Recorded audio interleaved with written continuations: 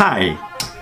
I spent all day working on my new company because it's a Monday. And you might ask, Nas, why are you spending so much time and effort and money on this tiny app that just puts text on video? It's almost useless. See, I visited Facebook today and saw all these people come to work to make really tiny improvements to Facebook.